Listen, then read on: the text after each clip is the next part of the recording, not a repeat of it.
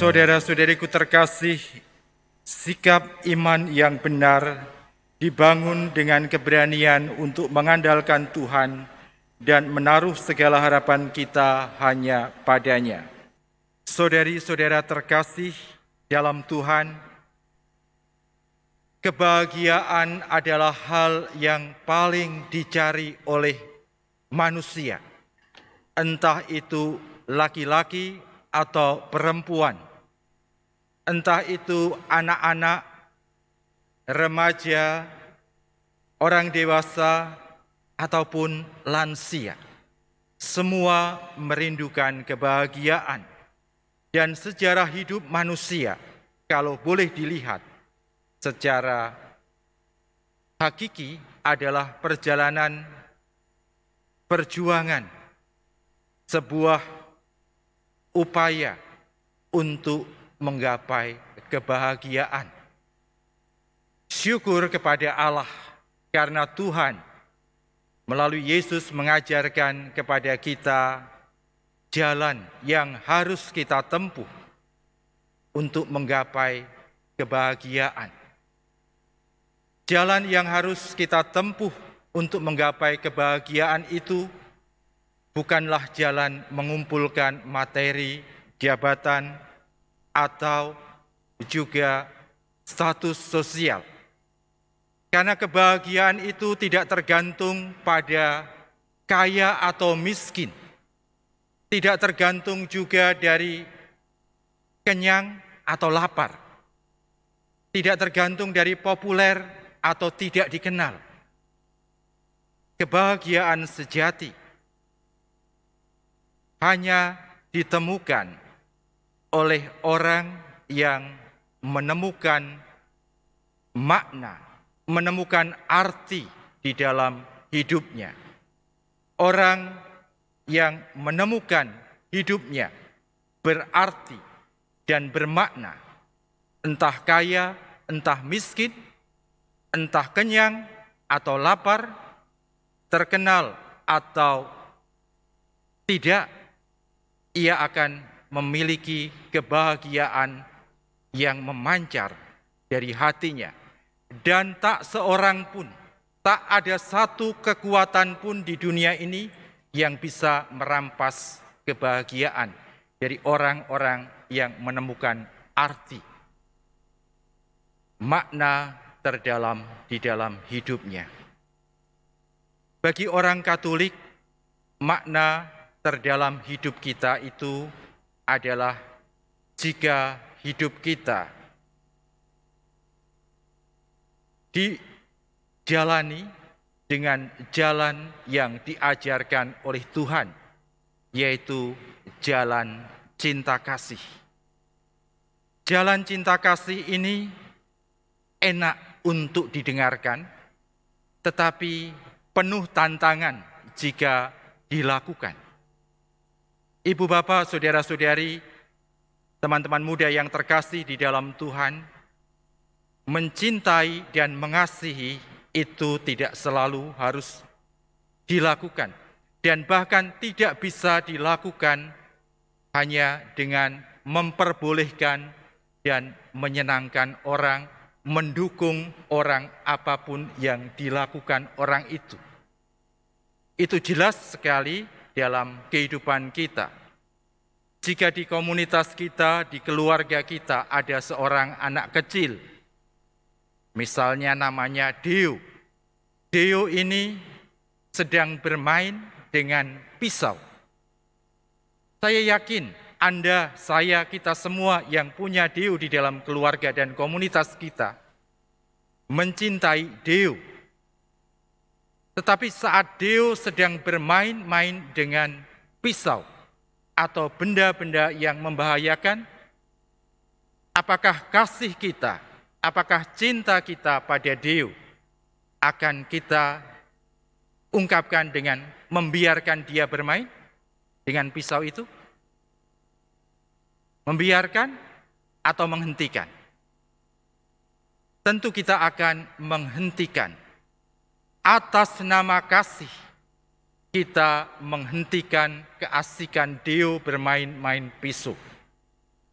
Bapak, Ibu, saudara-saudari, dan teman-teman muda terkasih, Deo mungkin menangis, Deo mungkin kecewa kepada kita, tetapi kasih dan cinta kita kepadanya membuat kita berani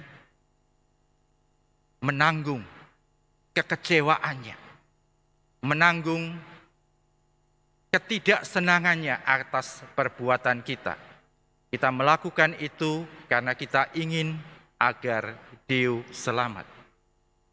Dalam kehidupan keluarga besar masyarakat kita dan umat kita di paroki, kita kadang juga bertemu dengan saudara-saudari kita yang entah karena kelemahan, kekurangan, atau keterbatasan, bukan karena kejahatan, mereka berada dalam situasi yang tidak benar. Dalam situasi itu, jalan cinta kasih memanggil Anda, memanggil saya untuk menegur, untuk mengingatkan, untuk berusaha menyelamatkan agar yang buruk jangan terjadi pada dia, pada mereka. Acap kali tanggapannya berbeda-beda, karena seperti Deo, banyak orang mungkin tak paham maksud dan motivasi terdalam kita dalam melakukan itu untuk menyelamatkan. Niat baik kita, maksud baik kita kadang sulit dan tidak begitu saja mudah dipahami.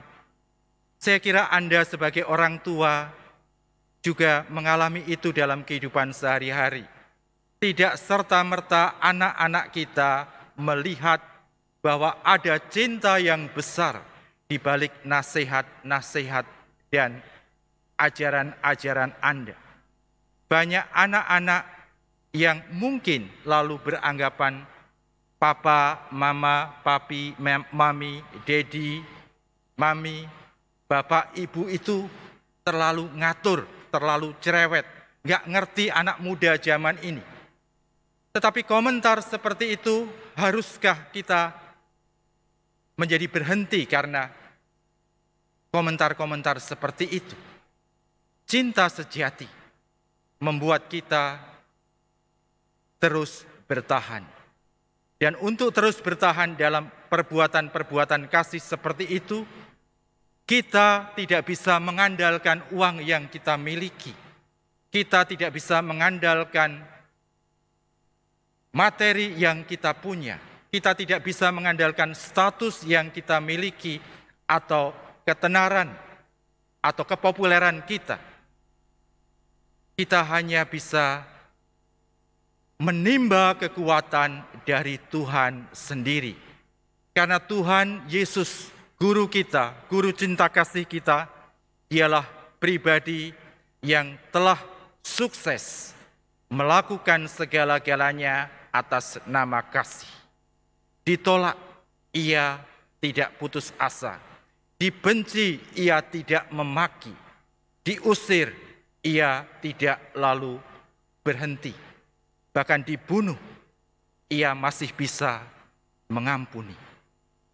Kekuatan cinta inilah yang perlu kita miliki. Dan kita hanya bisa memilikinya dengan senantiasa menyandarkan diri kita, menimba kekuatan untuk mencintai dari Dia yang adalah cinta kasih sendiri. Karena Injil Yohanes mengatakan Allah adalah kasih. Semoga kedekatan kita dengan Tuhan membuat kita boleh menimba kekuatan cinta kasih-Nya, agar kita boleh bertekun dalam jalan cinta kasih dan akhirnya menemukan kebahagiaan sejati. Kemuliaan kepada Bapa dan Putra dan Roh Kudus, seperti pada permulaan, sekarang, selalu, dan sepanjang segala abad. Amin. Mari kita memperbarui iman kita dengan mendoakan doa Aku Percaya. Aku percaya akan Allah, Bapa yang Maha Kuasa, Pencipta langit dan bumi, dan akan Yesus Kristus, Putranya yang tunggal Tuhan kita, yang dikandung dari Roh Kudus, dilahirkan oleh perawan Maria, yang menderita sengsara dalam pemerintahan Pontius Pilatus, disalibkan, wafat dan dimakamkan, yang turun ke tempat penantian, pada hari ketiga bangkit dari antara orang mati, yang naik ke surga, duduk di sebelah kanan Allah Bapa yang Maha Kuasa. Dari situ Dia akan datang mengadili orang hidup dan mati. Aku percaya akan Roh Kudus, Gereja Katolik yang kudus, persekutuan para kudus, pengampunan dosa, kebangkitan badan, kehidupan kekal. Amin. Saudara-saudari, Yesus memakai ukurannya sendiri untuk menyebut orang bahagia atau celaka. Marilah kita mohon kepada Allah Bapa kita, supaya kita pun tidak menilai dan hidup menurut ukuran-ukuran dunia, tetapi menurut ukuran Yesus Tuhan kita.